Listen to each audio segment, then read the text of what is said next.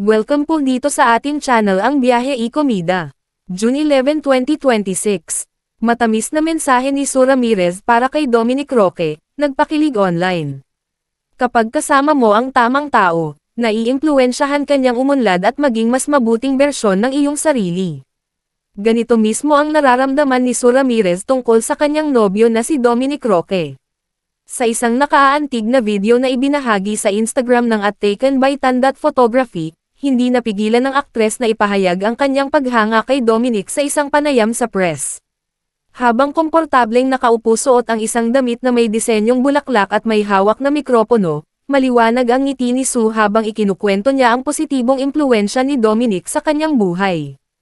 I love Dom, really so much, Sue confessed with a big smile. And I think he's such a great and amazing person. Para kay Sue Ramirez, ang pakikipagrelasyon kay Dominic ay hindi lamang tungkol sa pag-ibig at romansa, isa rin itong magandang paglalakbay tungo sa pagpapabuti ng sarili. Ipinaliwanag niya na dahil sa likas na kabaitan ni Dominic, nahihikayat din siyang pagbutihin pa ang kanyang sarili at maging mas mabuting tao. Parang lagi kong tinatry habulin yung pagkamabuting tao niya, she explained. Yun yung magandang motivation when you come into a relationship. Parang ang gandang motivation na gusto mong maging mabuting tao at maging mas mabuting tao dahil sobrang buti ng kasama mong partner. Hindi rin napigilan ng mga taong naroon at ng mga mamamahayag na pahalagahan ang kanyang pagiging tapat. Dahil sa mainit na pagtanggap ng mga tao sa kanyang mga sinabi, tinapos ni Sue ang kanyang matamis na pagbabahagi sa pamamagitan ng isang tawa at mabilis na pasasalamat sa mga nagtanong sa kanya. Samantala, labis ding kinilig ang mga netizen sa naturang video, at marami ang nakadama ng pagmamahalan sa pagitan ng dalawa. I pray for it.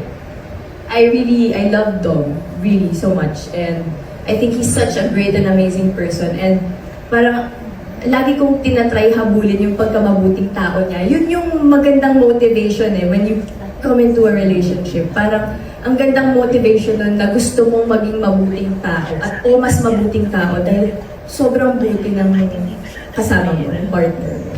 So, yeah, thank you for saying that. I do pray for that.